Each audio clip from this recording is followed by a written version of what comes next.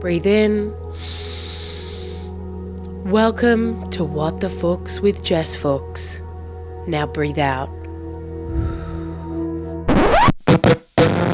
And scream. Because here's what's pissed Jess off this week. That's it, we're back. Hello, welcome. I am just jumping right in. If you are watching this, I do not have a heart condition. I haven't developed that in the last week. I'm just wearing light purple lipstick, which I didn't think through till I could see myself from your eyes, which is in the monitor of this camera lens. And I'm like, oh, it looks like you've got a blockage because it's just purple. It's just purple where you're like, something's not right. So yeah, and if you're listening to this, get over onto the visual platform. I am wearing a big, huge bow over my breasts for a reason. I am trying to entice more of you to watch this shit as opposed to just listen, even though it's a podcast. Every week I gripe about the fact that I am now expected to make a visual podcast. I could dress really ugly, but the problem in the setup that I'm in physically is I sit on a couch and in front of me is you, the camera. And behind the camera is a floor length mirror that I can see myself in with every movement. And that is on the back of my door. And I could keep my door open, but I live with my parents. And I need separation of church and state. Right? This is church, or they are state, or maybe they are state and I am church. I don't know. So the purple lipstick, I don't have a heart blockage. I'm doing well. Okay? That's topic number one covered. Comment number two, because this is more of a comment than a topic, is I also this week have tried fake nails, two of which have already fallen off. If you can't see, they are pink, shimmery, press-on, glue-on. I love how like our parents, or probably more grandparents, they used to do like, you know, press on, what are the earrings? The earrings that would just like clip on earrings, press on nails, and then they call us fake. It's like, wow, you're all smoke and mirrors. So much hairspray from that generation, it caused climate change. I don't think that's true, even a little bit. But I've gone into press on nails this week because I usually get my nails like done if I've got a specific event and I want them to be a certain color or this one, so I'll get them like done. And getting my nails done is like such a small thing, but I do really enjoy it as like just a grooming process. Like I don't watch sport, I don't drive my car like unnecessarily, I don't do any, you know, those like man things that they do that's like kind of, you know, they mow a lawn. It's quite like meditative and just like grooming. I guess watching sport isn't grooming, but it's like, now that I've had full body laser hair removal, there's no process of grooming my body. Like I can't brush my hair at night because it gets frizzy. Whereas like my sister, for example, has straight hair. She brushes it. And I feel like there's like, you know, brushing your teeth, washing your face. There's certain just nice grooming things. I need to stop saying the word grooming because it's now a naughty word. It's associated with naughty things. But I let my most recent nails grow out because I took stock of my life. It's the years winding down. We all do it. And I thought to myself, you have no hobbies. You have nothing. You live at home. Fine, made peace with that. You have a podcast. That was one of the goals for this year, so yay. But I was like, oh, I have nothing of interest outside of comedy and outside of my job, which is okay because it is that weird grey area of like your job and the thing you love is combined. So that is a grey area. However, I was like, I think I need like a hobby so I have more things to talk about to other people. And isn't that the only reason anyone does anything? So during COVID, I did a lot of pottery, wheel throwing pottery. And I feel like maybe it's just my algorithm, but I get a lot of those like sexy guys shirtless, slapping pottery clay onto a wheel and like, you know, getting covered in slip. It's all very sexual, the pottery world. I'll dive into it for you. But you can't really do pottery with long nails. And if you have nice painted nails, they get chipped or ruined or damaged when you're using the pottery because it's so vigorous. So I let my most recent nails grow out and then I cut them short so that I could go back to pottery, which I did this week. But then I had a hankering, a craving, a desire, burning passion to have long claws because I went on a podcast and one of the girls had these beautiful long claws and I was like, I love your nails. And she was like, they're glue on. And I was like, glue on. More like I'm in. That makes no sense, bitch. So I went to the shops and I bought them. Now, I made the mistake of getting Kmart ones. So I think the glue is so cheap, but it made it like strong. You know, when by mistake something is like so cheap it just like kind of actually is damaging. I think that's what's happened. So now 2 of them have popped off and I cannot get the others off. But I thought I would pair the pink nails with the pink bow. So aesthetically we're doing well. I do hate the idea of just 2 missing. It like kind of to me gives the vibe of like, did she ask for that intentionally for some sort of weird sexual thing where she needs her pinky and her thumb? No. Okay, because I do know some lesbians, they will have like long nails except for the ones that need to go inside of themselves or someone else. So respect the culture, respect the hustle, respect the grind, but I don't use my thumb and pinky for anything sexual, and this is unintentional, the ones that have popped off. So that's covering the nail debacle. I will say I've returned to pottery. Now, previously when I did pottery, it's a shocking, if anyone has done pottery before, great. If you haven't, give it a try. It's actually really fun and it's really meditative because you have to like focus on so many things. I imagine it's the way that like runners, and keep in mind I said imagine. Okay? I said imagine quite strongly in that sentence. I imagine when runners are running, they get into that like douche, douche, douche, you know, that meditative like run. My friend is training, I was going to say studying for an Ironman, but it's not studying. If it was studying, more of us could do it. That's not even true either. I couldn't study in school either. My friend is training for a Ironman, and you cannot use music. So you have to raw dog an Ironman for like fucking 5,000 kilometers, running, swimming, biking. I mean, that is like actually sick in the head. And now there's that whole culture on airplanes, if you haven't seen it online, of people being like, I'm going to raw dog my flight for 25 hours to London. It's like, you don't win a medal for raw dogging a flight. You win a medal for doing Ironman. Great. And I'm with you on that. That makes more sense to me than just going like, oh, arbitrarily I'm going to sit with no headphones in, or no movies, no reading, nothing on a flight for 24 hours. That's like another kind of fucked up. And it does prove my point that everything we do is for other people. Because you're not raw dogging the flight for yourself. You're raw dogging the flight so that you can say to other people, I didn't use any technology on the flight.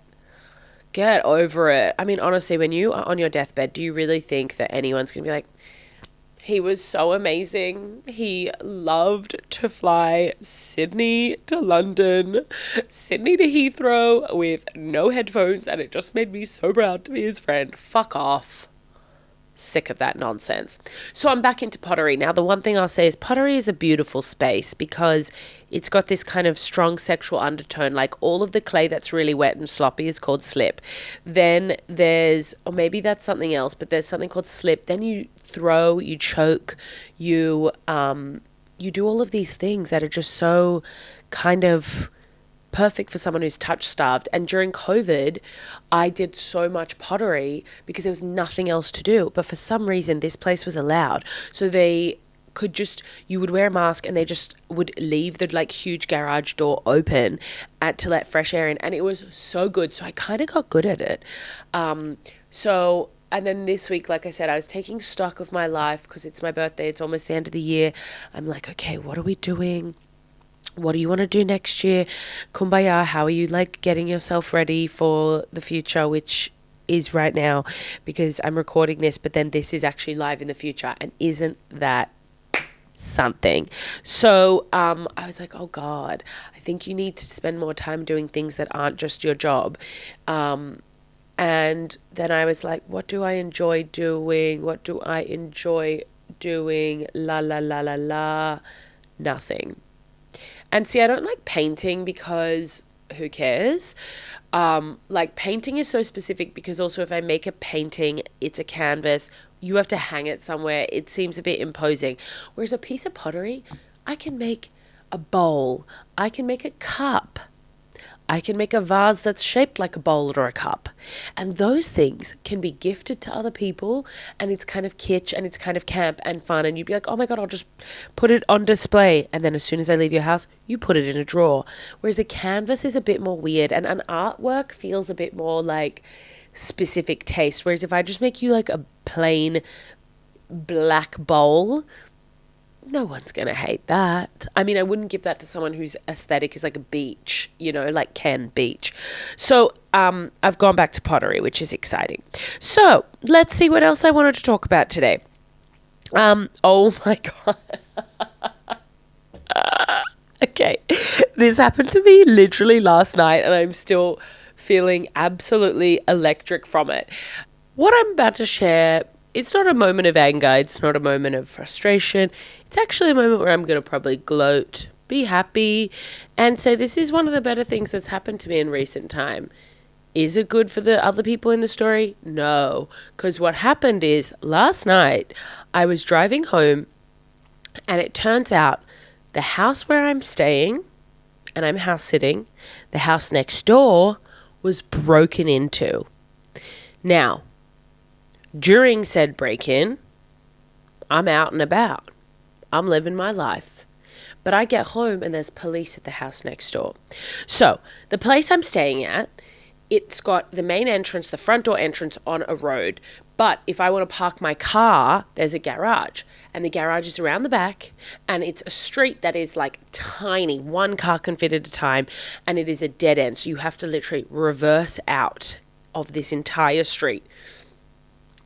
But the end of the road, you get to the end of the street, and there is my garage. The house next to is kind of, I don't even know how to describe this. How is this so hard to explain? Where my house is the last one on the street before the curve of the road happens. And then there's the next, what? Why is this so hard to explain? What the hell? The house that was broken into was the one at the very end of the road on the curved part of the street. I really hope that this makes sense. So if the road is a shaft and then their house sits at the tip, my house sits at just inside of the head of the penis. If we're comparing this one-way street to a penis just for aesthetically. So you get it. The house that was broken into is at the tip of the penis and you drive down the shaft, the urethra, to get into the garage. Now I'm like 30 meters away from my garage and there's a car in front of the garage. So now I've got to back out the whole street so that this car can fucking move. And I'm like, it's 10:30. I've just had 2 shows. I am tired. So I put my window down and I put my head out and I could see people there. And I was like, hey, excuse me, this is the garage, my garage. And I am so used to being so fucking cunty to people because they always park in front of the garage, whether it's at the house that I live with my parents or it's this house or whatever. I'm like, oh God. But for some reason, I was like, I'm not really in a rush. I'm tired, but like, whatever. I don't have it in me to like scream at someone. Not that I need to, because also maybe she's just stopping by and it's a weird street and whatever. So I was like, hey, sorry, like, this is my garage. All of a sudden, there's 2 police flashlights coming from their garage, which was, one of the doors was open, and they're like looking back at me. And I was like, oh my God, what's happened? And a girl comes running toward me and she's like, oh, I'm so sorry. She's talking while running toward me. She's like, I'm so sorry. This is my car. I'm just visiting a friend and there was a break-in and the police are just here and she gets to the side of my car, the window, and she goes, oh my God, you're a comedian. I saw you a couple weeks ago. You are so funny. And I'm like, oh. Yeah, I am. And she's like, yeah, sorry, there was a break-in. I was like, no, like, where'd you see me? What sort of stuff was I doing? And she's like, yeah, the guy broke in and he like this. And I was like, yeah, I don't really care about the break-in. Go back to the part where I was so funny. I literally was like, felt like $1 million, $1 billion with inflation. She literally was like, oh my God, you were so good. And I was like, say more on that and less on the fact that there was a break-in, because I don't really care. It sounds like you're all safe. You're all marked as safe and I'm marked as celebrity. And that's what I care about in this scenario. And I was like, okay, no worries. Well, can you just move your car so I can go into the garage, whatever. Anyway, she starts telling me this old man walked into the house who was wearing a yellow beanie and was like, does anyone have a cigarette? And I was like, it doesn't sound like a break-in. It sounds like a guy who just needed a light. And we've all seen guys like that at the pub. So whatever, it sounds fine. Because I was like, oh God, am I going to be murdered in this house? Because like, you know, and at my own home, I know logistically, you'd have to like really break in in a unique way to murder me before my parents, because my parents are right by the front door. So in the scheme of murdering, they'd get murdered first, which I guess if they're being murdered, throw me in, like, whatever, who cares? Because I do think if you're already murdering them, you're coming down the hallway murdering me too. Like, I go through, like, I know the layout of this place like it's a treasure map. Sometimes when I go through those imaginary scenarios in my head of, like, someone breaking into the house, I literally feel like Nicolas Cage in what's National Treasure. Like, I literally am, like, calculating things. I'm like, yeah, there's a map on the back of the Independence, whatever it's called. What's the thing? The Declaration of Independence. I'm like, there's a map in the back, and if we just, like, tap this brick, it'll open up. That's me in my head figuring out how I'd escape a murderer. So I'm happy to hear that the man was just in a yellow beanie and kind of this old, I assume he was homeless and maybe wandered down the street because it's like a weird dark street. And if I was looking for a cigarette and I was, like, homeless, or maybe just, like, I don't know what this man's deal was. It doesn't sound like it was a classic B&E. But am I happy to be recognized at a B&E? 1000%. I felt like The Rock in those videos when there is the Hollywood, like those Hollywood tour bus things, and they drive around Hollywood trying to see everyone's houses, and then you get these videos of someone being, like, at the traffic light and, like, Jerry Seinfeld pulls up next to the car. That's what I felt like. And then I had to, like, kind of be all like, oh, no worries, like, I'm not in a rush, because now you know me. Now you've recognized me. And isn't that special? So 0 complaints there, especially because the guy didn't steal anything. They just kind of said to him, oh, can you just, like, leave? You're freaking us out. I mean, insane. You live on the end of a haunted, weird street. It is the month of Halloween and you leave your gate and door open. Not saying that you welcomed this man in, but he sounds like he just thought it was the entrance to a place of a friendly neighbor. So that made me feel incredibly good. And I know it was at the misfortune of someone else, but life's short. You got to get your kicks in somewhere. And this woman recognizing me at 10:30 after a break and enter in a house, you know what?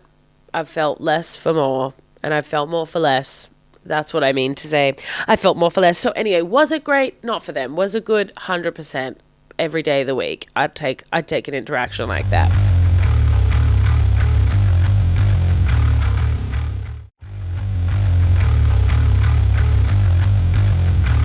Okay, so that was the break and enter. Now, the meat and potatoes of this episode here now is going to be my birthday, because it is the day after my birthday that this is coming out, or maybe it's not. I don't really know when this is coming out. All I know is I'm a couple days shy of my birthday and I feel nothing. So I want to do a deep dive on birthdays because, you know, I feel like I've never really been a birthday person, and I love celebrating your birthday. Don't get me wrong, I'll put on a great outfit, I'll come out, I'll party, let's go. Oh my God, I love finding a good birthday present. I'm all in for all of this, right? So love it. But for some reason, when it comes to my birthday, I don't care. And maybe it's because I get attention every single day being on stage, doing the job that I do, so that in real life, I don't actually care. Like, I don't really, the thought of, like, being the center of attention at a wedding, or, like, when else do people have center of attention vibes? A birthday. I feel like a wedding and a birthday is, like, really, and, like, having a baby. Maybe that's why some women have, like, 15 of them, because they're like, I need a bit of attention again. So I just don't know. And this year, I don't have anything that I, like, want physically. I don't have anything that I don't care. And the friends that I have that I love seeing, I see them. I don't need to go have dinner with you. We can just do that any day of the week. I don't care.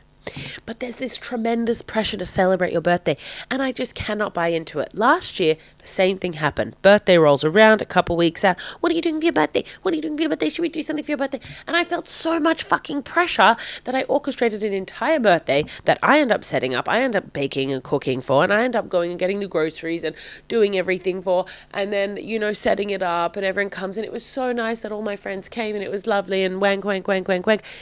But I didn't have fun. I didn't enjoy it. You spend half of the time talking to different people, and then you're not actually hitting a stride, and then you feel like you're checking on everyone. And maybe there are people who do their birthday differently. Maybe not all of you feel that pressure that I feel to be a social lubricant, to be a hostess, if you will. But I just don't enjoy it. And I was thinking this week, thinking back to a time when, was there a time that I ever actually enjoyed my birthday in terms of like having a party, doing anything for it? I don't think so. I think, and I always say this, not to anyone else, but to myself, like if I had an apartment or my own place, I would have dinner parties all the time. I love hosting and I am incredible at it.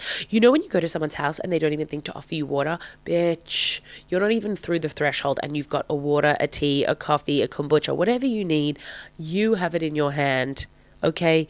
And I've thought about all the combinations of people that are coming to the birthday and how it's going to be fun and all of this. I love that. I love the logistics of a dinner party.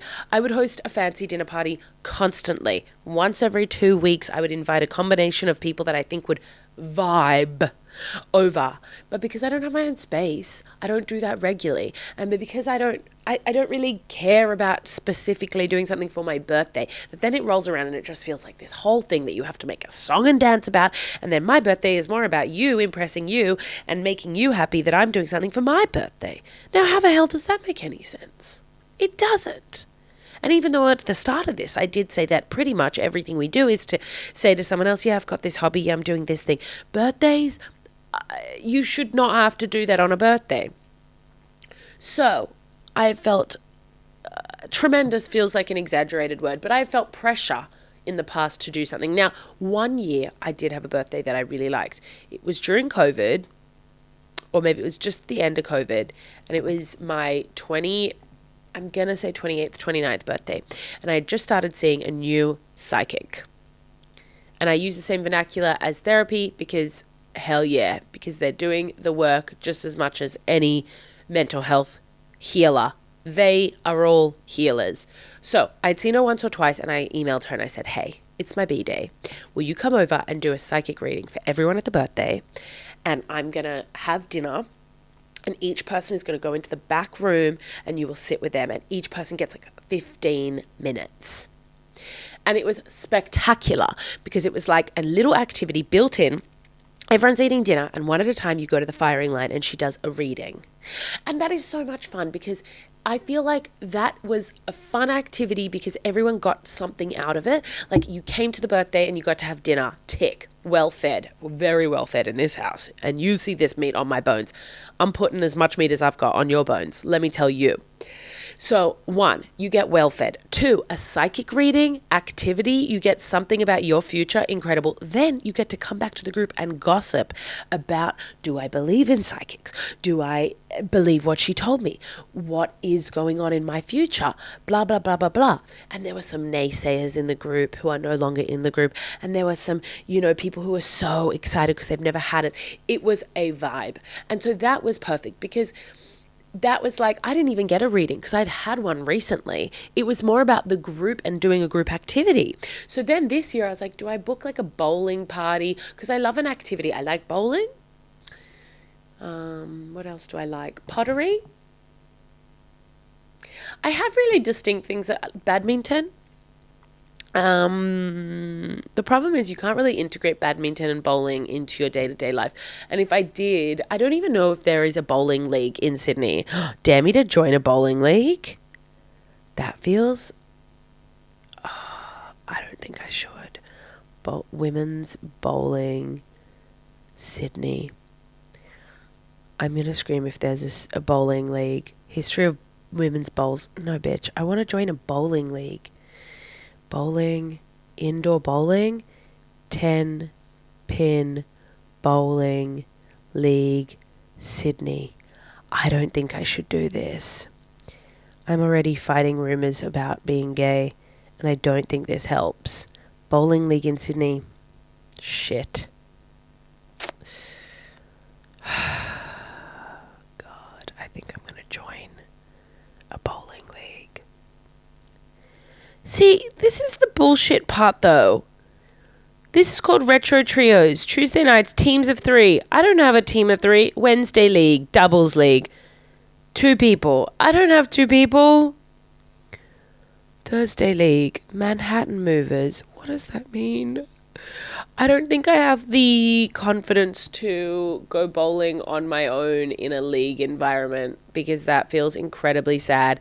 And I am good at bowling because I'm strong, and I'm good at bowling because I have a can-do attitude, but I am not good at bowling. I don't think in the traditional sense, like, you know. So I can't do bowling for my birthday. Also, when I looked it up, it's like $90. What the hell? And then I was like, do I just pretend and sign up for like a kid's party and then everyone gets like pizza and stuff? But we'd show up like a bunch of 40-year-olds and they'd be like, this doesn't feel right. Shit, I just spilled water on my bow. Sorry about that. It just squirted out of my bottle. So bowling's out, I think. And then a friend was like, what are you going to do? What are you going to do? And I was like, I don't know. I don't want to do anything. And I was like, I don't even know what I want. Bar getting on a flight and going to Paris. There is nothing that I want to do. I wanted to do that for my 30th. I wanted to do like a trip. But then the better of me, the accountant in my head who actually isn't really good at money and anything, was like, don't do it. You have other things you need to spend your money on. And it's true. There are a billion other things that I need to put money toward before going on a trip. So I didn't do that. And then now I was like, okay, if I get, a job that pays well, maybe I'll just like take, anyway, keep like, what's it called? Bartering with myself. Nothing's going to happen. We're just the day will pass. So then my friend's like, well, why don't you ask ChatGPT what to do? Now, do you think ChatGPT was helpful? No, it said everything that all of my basic friends said. Do something fun, have dinner with friends. It's like, okay, then you type into ChatGPT like, okay, let's actually do it as an experiment now together, because I'm going to show you they're not bad options. They're just, what should I do for my birthday when I don't really want to do anything? And this is the smartest technology available. So if this person, and by person I mean ChatGPT, can't figure it out, oh, okay. If you're not in the mood for a big celebration, consider a low-key day doing things you enjoy. You could treat yourself to a favorite meal, watch movies or shows you love, spend time reading, yuck, or take a relaxing walk, yuck. If you feel like it, invite a close friend for a quiet hangout. Ultimately, focus on what makes you happy and comfortable. Right, so the other time ChatGPT, someone else must have been replying that day, because I've got someone new who's giving me information. The last ChatGPT gave me very different answers to this, so I don't really know what that's about. There's a new person on the shift of replying, but I agree with, so ultimately what ChatGPT just told us is what I'm going to end up doing. So I'm going to go get a facial, and then this is my birthday's happened yesterday, so I have had the facial. I'm recording this a couple of days in advance. So sorry about that, how the sausage is made. Yeah, I'm sure I will feel pressure to do something for my birthday, but I can't think of anything that I want to do. And again, I think when I have a place that feels like my own, I will have like a little dinner party and host all the time. And I think that's fun. To do the constant hosting is great, but I don't really care to do anything for my birthday. And I have all the stuff in the world, like literally look around me, there's stuff everywhere. And for birthdays, I just am like, I don't need a thing. I would literally rather an experience. But because I have no experience, oh my god, maybe I'll ask my family to give me some pottery sessions, because you have to pay $40 to go and do 2 hours of pottery, which I love. Right, so that's that. I just wanted to really say I have no plans for my birthday. And if you are someone who doesn't like there's a difference between, there's people that are like really weird, that they're like, I hate my birthday, I hate it, I don't want to talk about it. It's like, what's happened to you? That's like weird. I feel indifferent toward my birthday because I don't know. I think I feel indifferent toward my birthday because on a random Wednesday I would do a fun activity with friends if I wanted to be the center of attention or hosting something. But when it comes to actual birthday, I'm like, I don't really care sitting around you feeling the need to be like, this has to be a really special day for you. I'm like, whatever, my life's good. Maybe that's what it is. Maybe my life's good. Yikes. Who wants to think that? maybe I'm just mentally healthy. I did say to my therapist this week, I hadn't seen her in weeks because I had to cancel because I was sick. And then I called to be like, hey, I'm sick. Can I reschedule to like next week? And she was like, oh, she's really booked up. And I was like, okay, what about the week after? And she's like, I think you should just wait for your next one. 7 weeks later. I was like, my brain's rotting, but okay. But yeah, I'll see you in 7 weeks, doll. But I said to her, is it possible people can actually change and improve? Like, I know you can improve whatever your insecurities are, or this or that, but like, can you ever really actually get over the things? Like, I just feel like all the things that I care mentally ruminate on, I can't imagine living a life without them somewhere in the head. Maybe they're not as strong, maybe you have better skills to like combat them, but I cannot fathom a world in which like the insecurities I've had forever are just like poof, gone. And she was like, yeah. And I was like, what do you mean, yeah? She was like, yeah. She's like, that's literally why you come here. And I was like, yeah, but, you know, I was like, yeah, okay, but therapy doesn't actually work.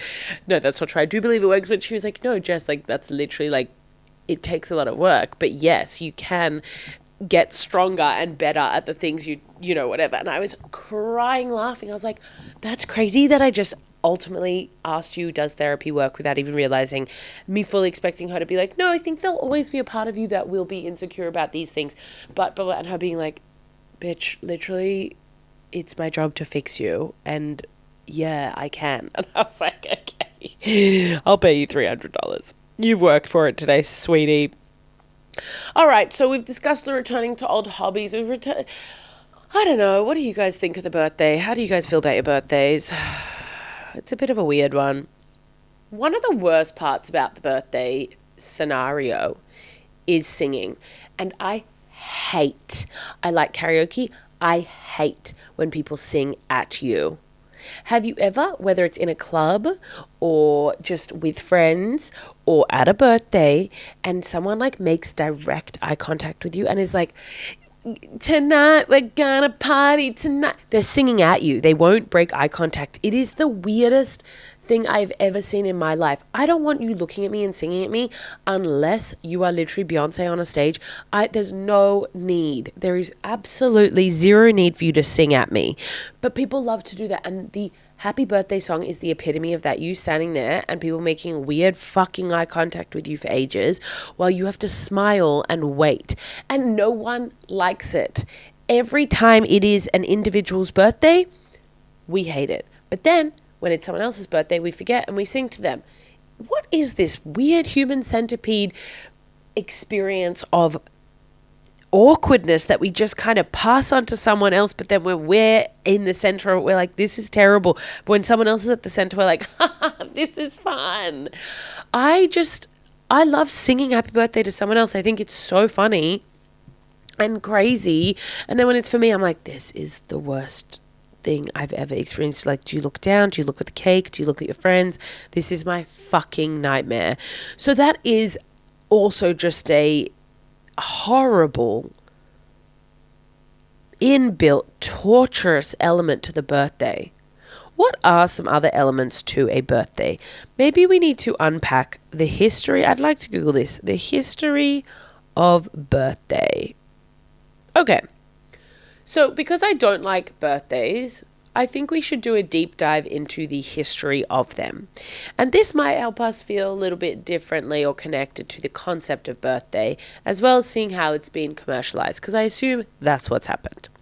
Birthday celebration. So this is just from islandgardens.com. Now, neither of those things are related to birthdays. Keep in mind, if there's any facts in this article, we can just skim past it and not accept them as fact, given Island and Gardens have, like, if this was birthday.com, we're cooking. Birthday celebrations have been a long-standing tradition in cultures around the world, with people coming together to honor and celebrate the birth of a loved one. The history of birthday celebrations can be traced back thousands of years, with different customs and traditions evolving over time. The ancient Egyptians, they had birthdays, are believed to be some of the first people to celebrate birthdays, as they would offer gifts and feasts to honor the pharaohs on their coronation days. Well, a coronation day is very different. Like, I wouldn't say my birthday is my coronation day. In ancient Greece, birthdays were seen as a time to honor the gods. Who cares? With offers and sacrifices made in their honor, the Romans also celebrated birthdays with the wealthy throwing lavish parties and feasts to mark the occasions. That would have been me. Oh God, I would have loved to be a Roman. As time went on, birthday celebrations began to take on more personal significance, with friends and family coming together to celebrate the birth of an individual. So now it feels like the concept of birthday maybe wasn't what we know it as, but it was like, would an individual in ancient Greece have a birthday, or is it like just a date for the gods? I hate when I read stuff that teaches me more and I know less. That is the most fucked equation and outcome of learning more, is you just realize, oh no, I know so much less than I thought. So you have to keep reading, and then you keep knowing less. And it's like, at some point, this has to stop, because I can't keep knowing nothing. And in that way, ignorance is bliss, and bliss is the goal. As time went on, birthday celebrations began to take on more personal significance, with friends, family coming together to celebrate birthday of an individual. No, I'm not putting this on 1.5 speed. I can just read that fast, despite my #dyslexia. In medieval Europe, it was common for people to celebrate their name day on the feast day of the saint they were named after, as well as their actual birthday. Oh, that would suck if you had one of those new age parents who were like, I'm going to give my kid a name that no one else has. And then because your name isn't the same as like one of the saints, you don't have a day to get celebrated on. And tell me that isn't the most depressing part of having modern parents. It's like if someone was like, your name is Olive, you can never find a keychain that says Olive. During the 18th century, birthday celebrations became more widespread and popular, with the rise of the middle class leading to more people having the means to celebrate in style. Wow, the Industrial Revolution, here we go. Now here's where you start seeing money being brought into the equation. Okay. In the United States, birthday celebrations became even more popular in the 19th century with the introduction of birthday cakes and candles. Sorry, I skipped a paragraph. The Industrial Revolution also played a role in the evolution of birthday celebrations, as new technologies and innovations made it easier to organize parties and gatherings. Yeah, because isn't the whole thing that they like never really knew when someone was born? They like never really know what date you're born back in the day before they started putting on a piece of paper that your mum put in a drawer and lost, so you never know what your actual rising sign is because you can't find the time that you were born, and neither of your parents remember because you're the middle child.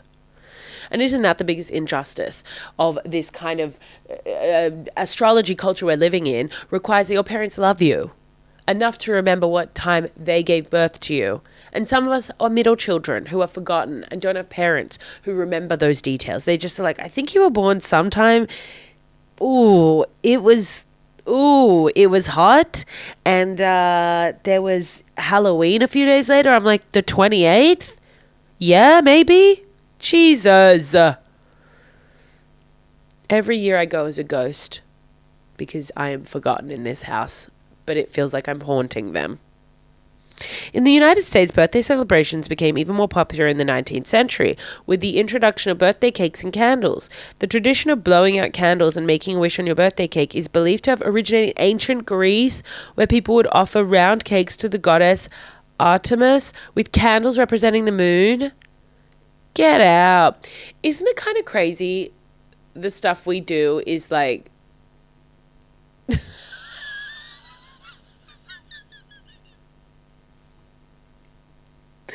I was going to say the dumbest thing.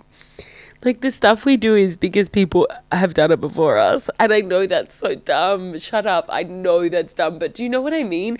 It's like the fact that they made round cakes in ancient Greece, and now we're like blowing out candles because of the moon. What the hell are you talking about? It's like the moment in Devil Wears Prada where she's like, it's blue. And she's like, it's not blue. It's cerulean because of the people who died and da-da-da-da-da. And you're like, oh, okay, I guess birthday candles are the moon. Sure.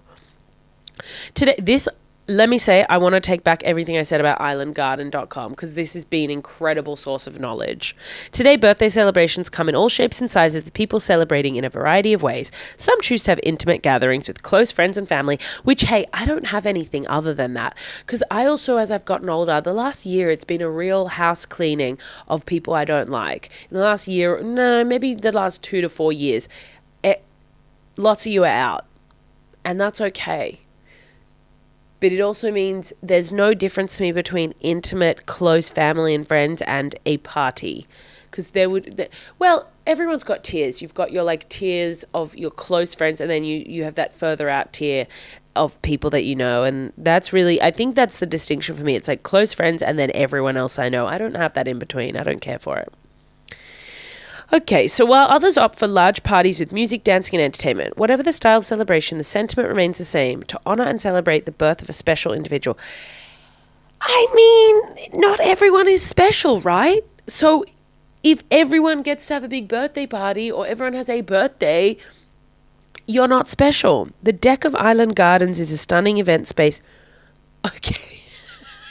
So this is an event space.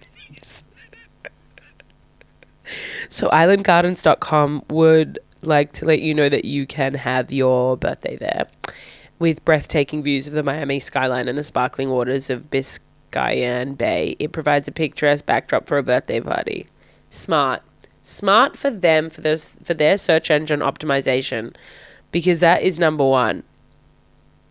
That was incredible. That was a really, to think I could have gone to like wikipedia.com.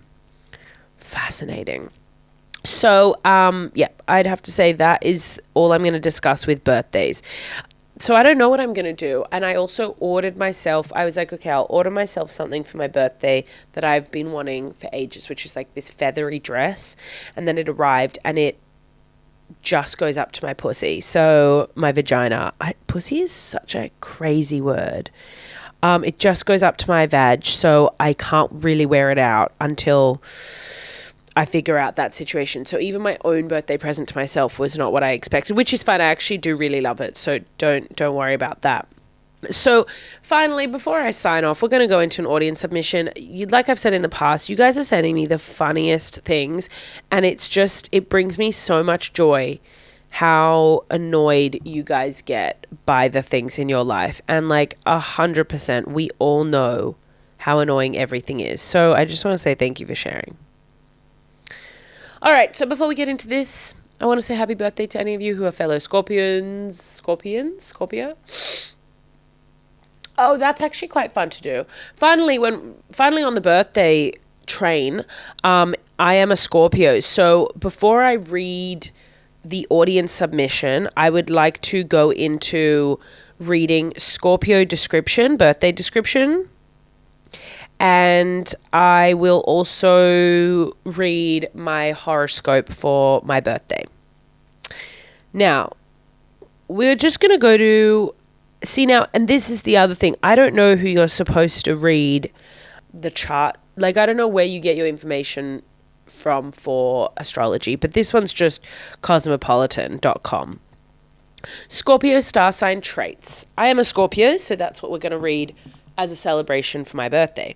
Scorpio star sign traits, personality, and best connections explained. Here we go. Scorpio is the star sign dated between 23rd of October and the 1st of November and belong to the water element of the zodiac, along with Cancer and Pisces. You've lost me already. They are one of the fixed signs, along with Taurus, Leo, and Aquarius, and are ruled by Pluto. Pluto's not a planet, though. They exude Halloween energy. What the hell does that mean? They are, alongside Gemini, traditionally painted as the villain of the zodiac signs. Sorry, Scorpios. And this is the thing. Scorpios are seen as villains, and I don't really get it. I'm nothing but nice. Is that fair? Question mark. Not really. Scorpios are loyal, passionate, intense, strong, and independent. They can come off as aloof. I've never come off as aloof, unless I don't know what aloof means. Secretive, detached, and a bit intimidating sometimes. Everyone always tells me I'm intimidating No, that's not true. I just was about to lie to you guys about it, but that's not true. No one's ever told me. Sometimes people have told me I'm scary, and that's why men don't approach me. That one of my favorite things that thin girls say to me when I talk about how dating is hard when you're fat is they go, it's not that you're fat, it's that you're really like intimidating. And I say, so can a man tell that I'm intimidating from across the bar? No, they can't. They think that these thin girls think that a man from across a room, me sitting like this at a bar, hunched over, sitting with friends, shit talking, they think that these men can from 40 meters away be like, I couldn't think of approaching her. She's so intimidating. But they'll approach someone else. Shut up, thin bitch. They can come off as aloof, secretive, detached, and a bit intimidating sometimes, sure. But it's not from a place of malice. Well, it is sometimes, but we all have bad days. All right, this is too much. What the hell's going on? Hold on. This is really... Okay. Scorpios are also charismatic, magnetic, and alluring. Slay. You know that's true for me, bitch. Much of this is down to their intense secrecy. What the hell? Am I secret? Am I secrecy? Can someone tell me if I'm secrecy? They love analysing and probing others, but will not bear the slightest intrusion to their own lives. Okay. This air of mystery adds to the allure. I think the problem is no one asks. I'll tell you things, but no one asks. That's my secrecy. Because of their planetary ruler Pluto, but Pluto's not a planet. They are drawn to the outlier of human experience. True. If it's kinky, dangerous, illicit, naughty, dirty, risky, or thrilling, a Scorpio will be involved somehow. Okay. That is just a crazy list of words. Kinky, dangerous, illicit, naughty, dirty, risky, and thrilling. I feel like, okay. The one thing that I'd impress upon you is not to cross a Scorpio. They have a thing, in quotes, about revenge. They don't forget or forgive a grudge or even a slight. They will remember and bide their time, and they will issue payback when it suits them. Jesus Christ. Now, I want to say I don't forget. Well, that's not true. My memory's really bad. I think if people leave me alone for long enough, I do forget literally what pisses me off about them because my memory is so bad. I don't think they will issue payback like I'm some sort of old school pharaoh, like Roman religious leader, like an eye for an eye, like gladiator style. God, okay. To get an idea of the classic Scorpio personality traits and types, we need only to look to some of the most famous celebrity Scorpios. Oh, this is fun. Drake, Kendall Jenner, Leonardo DiCaprio, Katy Perry, Adam Driver, Demi Moore, Sierra. I don't know that many of these celebrities have anything in common other than literally that they're Scorpios. This is a really long article. Passion. If they're into you, and they'll want to know everything about you, everything you do, think, believe, etc. They love sex, they're very physical, and don't do, in brackets, casual, and sometimes can be intense. What the fuck? Shut up. Sometimes their fierce love can tip over into something more controlling. What? But it comes from a place of wanting to protect you, of thinking they know better, of believing you're too precious a kitten to be let loose in the world. Sometimes it's magical, sometimes it can get a bit much. This is annoying. Persistent. Scorpios can be relentless. Okay, so here's the thing. One time, a very famous Australian comedian watched me perform and then came up to me after. This is the compliment, in quotes, he gave me. He goes, "You were relentless." And I go, "Okay." And he's like, "Yeah, whew. You were relentless." And I was like, "All right. Nice to meet you. Someone that I grew up watching on TV and podcasts and film and is arguably one of the biggest Australian comedians. Cool, thanks for giving that compliment to me."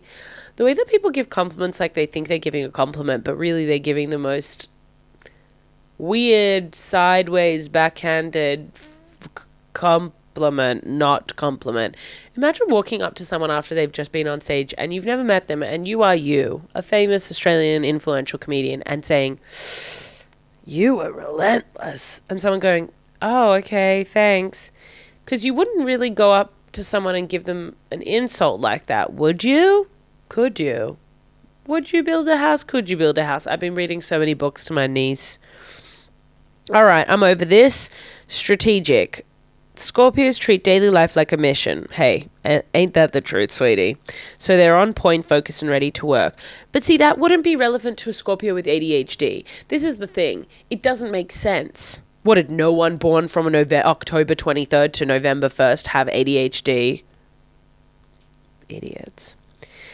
Focused and ready to work their charm, strengths, advantages to get what they want. And they always know what they want. True. Watching them is like seeing a magnificent predator. What is happening? I don't like the language used toward me. Parading around. See it, arch its back, flex its claws, flick its tail. It's going to do something awesome. And you'll never know what's coming because they don't share their goals or thoughts. Okay, we get it. We're fucking secretive cunts who can't share anything. I don't want to read any of this. Meditating is not one of my interests. Climbing the career ladder, true. Climbing the career ladder. I'm just picking and choosing what we're reading at this point because I'm over it. Climbing the career ladder. Born to rule, to succeed, to excel, to get to the top of whatever tree they've chosen to climb. Hey, you know I'm not climbing. And they're at it 24/7. They don't switch off, quotes, from their work. Whatever their ambitions lie. They're always grafting in some capacity, strategizing, learning. But see, if you took a cross-section of the world population, are you telling me that like more CEOs are Scorpios? You know, it just feels martial arts. They're ruled by Mars. Combat is in the blood. I have never been in a physical fist fight. You know, in movies when someone looks down in the sink in the bathroom and they spit blood and then they look at themselves and there's like blood dripping down and like a bruise on their face. The closest I've ever gotten to that is when I haven't flossed my teeth and I'm about to go to the dentist for the first time in 6 months. I don't have combat in my blood. Christ. Relationships. Because it has all of their favorite ingredients: passion, intensity, intimacy, control, submission, secrecy. That doesn't even... Relationships. There's no explanation. Relationships. Because it has all of their favorite ingredients. Fucking hell. I hate this. Cosmopolitan.com. Scorpios exude self-belief and confidence, and literally nothing scares them. Alright. Dying scares me. Often drawn to the darker side of life, they can be mad, bad, and dangerous. Though never boring to know. Scorpios don't really care if you like them or not, and that in itself is a draw.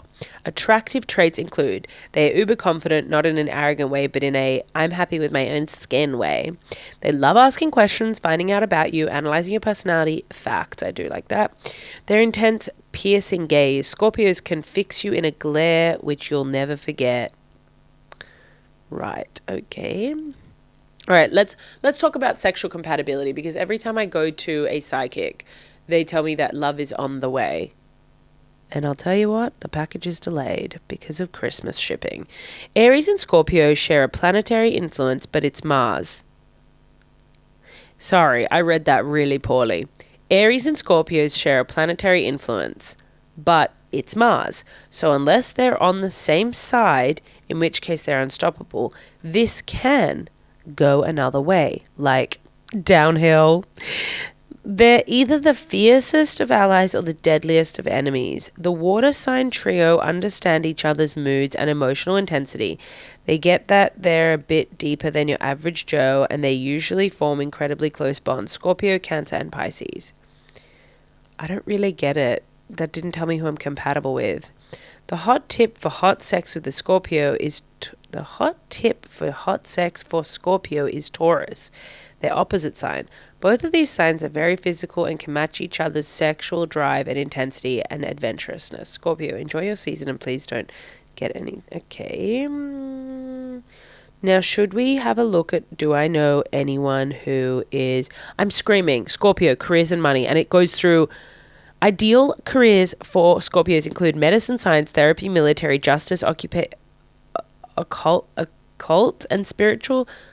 Occult, like a cult, journalism, investigation, detective work, business strategy. Tell me any industry that doesn't include. This shit is so whack.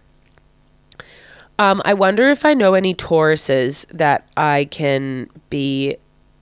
Okay, let's see what... April and May. My sister is May 11. Maybe I'm supposed to be sexually compatible with her.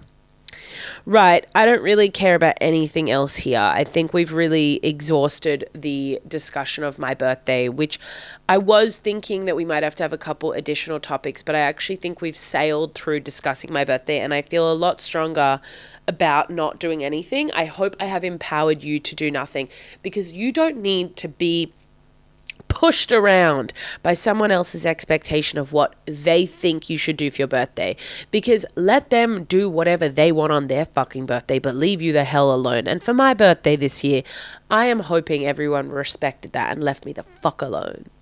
I'm gonna go get a massage.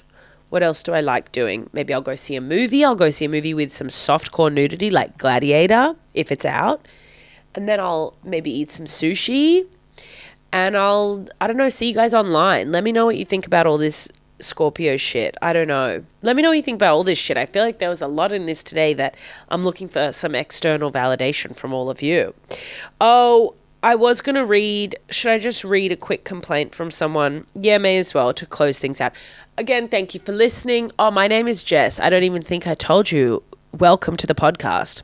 Now, this is a complaint I loved. It came in through the DMs after an episode, and I'll say this, blew my socks off. So huge shout out. Here we go. I'm reading it. Well, we were out having drinks today at our local establishment, and the table next to us had 2 children, and they brought along a literal metric fuck ton of entertainment options for them. Colouring books and fidget spinners and toys up the wazoo. Love the use of wazoo. I guess that's good parenting. In brackets, I wouldn't know. But one of the toys was a whistle, not like a musical instrument. In brackets, is there such thing as a musical instrument whistle? Question mark. Again, I wouldn't know. Close bracket. More like a rape whistle. And the girl was just blowing this shrill thing incessantly. Because we were in the outdoor area, I feel like parents think they're outside, in quotes, so anything goes, and the children can be the beasts that they are, free of judgment. Now, I want to pay special attention to the break-up of how this was written.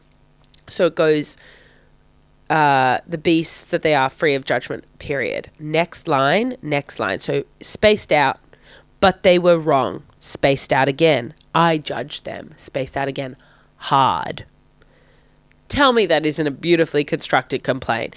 And the idea of parents handing a child a whistle, nay, a rape whistle, is so fucking funny. Tell me, girl who cried wolf much. It is just, you really can't judge parents till you are one. And as an auntie, I am one. So I can now judge parents who are bad at it. But I understand that kids will sometimes have a tantrum, for sure. But there's a point at which you just have to stomach the tantrum in replace of giving them a rape whistle that is shrill and loud and piercing.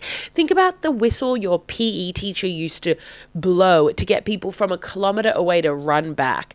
There's no need for a 2-year-old kid to be blowing on that thing in a restaurant. And I agree with this complaint. I don't have much. There's not much needing to unpack on this one. I would be very hard pressed, I think, to find a person who actually doesn't agree with how annoying that is. And you know what? I'm not going to judge parents who give iPads, who give phones, who give whatever to kids. I couldn't care less. I go to this restaurant sometimes for breakfast. It's a cafe, and there's a family that comes, and this kid has an iPad, and not only does he have an iPad, he has an iPad which has a case on it, which has arms, like love handles that you hold for the iPad to have a really solid grip. And that ain't going anywhere. And the volume on this iPad is louder than anything else in that restaurant. And I'm like, if I can hear it 2 tables down, I know that this dumb kid can hear it from his seat because it's in front of his face. It's literally in front of his face. And the parents just scream over it. And I'm like, just turn it down a bit.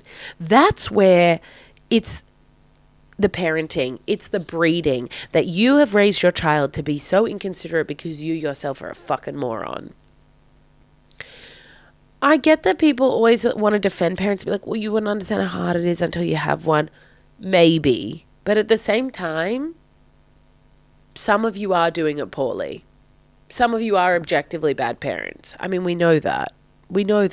That's not surprising. Righto, well, happy birthday to any other Scorpios. Happy birthday to anyone who had a birthday this year or having one soon coming up. What am I going to do for the rest of the day? Great question. None of your business, because I'm a secret fucking Scorpio. So thanks for listening. Pass this along to other people. Like, subscribe, wank, wank, wank. If you've listened to it, now watch it. If you've watched it, now listen to it. Get these numbers up, baby. Oh my God. The only thing I will say for my birthday, so on the 27th of November, if you are in Sydney, I am doing a show. It's called Jess and Friends. It's really silly and fun. It's just a bunch of comedians. We're doing a bunch of shit.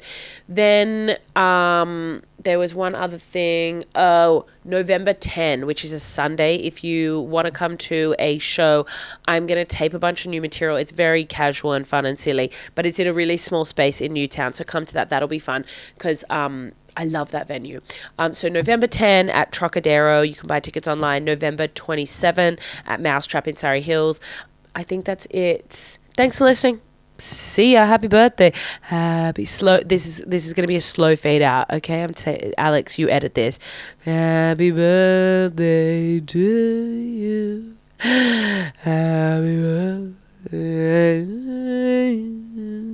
Happy birthday, dear Jesus.